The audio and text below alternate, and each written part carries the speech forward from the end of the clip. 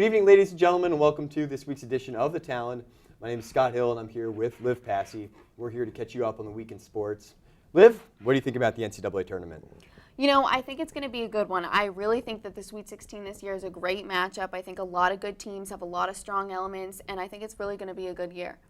I agree with you, Liv. And now let's take a look at some of those matchups. Now, I think Indiana and North Carolina is a very intriguing one. The Hoosiers coming off a big win over Kentucky, and North Carolina doing their usual over weaker teams since they're a 1 seed. What do you think? You know, I think the safe pick is obviously UNC because they are a 1 seed. But I have to say, I think this is going to be a really interesting matchup because these teams haven't seen each other in the Sweet 16 since the 1980s. And I think that that gives Indiana fans a huge motive to really watch and really go out for the team because I think Indiana has a great shot of winning it all if they can just beat this one game. Absolutely, Liv. And now looking at other teams, around the bracket, what other great games do you think there will be? I think Oklahoma and Texas is a great one. I've said all along, I think Oklahoma will go as far as Buddy Hield will let them. It's hard to base your whole team off your one shooting guard, but he was Big 12 Player of the Year last year, and I really think that he could take them far. What do you think about that, Scott?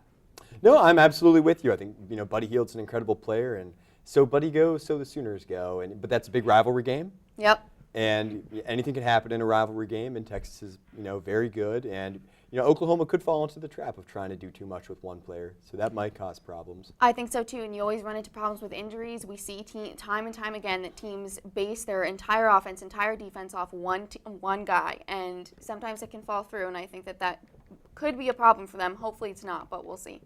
Could be.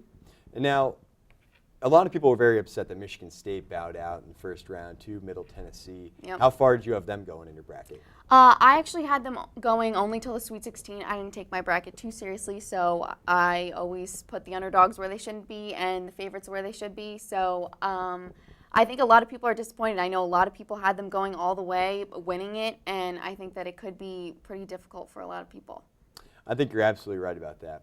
But switching the topic just a little bit, Olivia, you might have heard that last night was the premiere of Dancing with the Stars. I did, and Season I watched. 22. Season 22. We've got 3 football guys in there. One of our very own, Doug Flutie, came out in maroon and gold to Sweet Caroline. What did you think of him?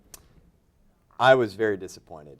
And I don't mean that Doug I have a lot of respect for, and I think he's got it in him to turn it around.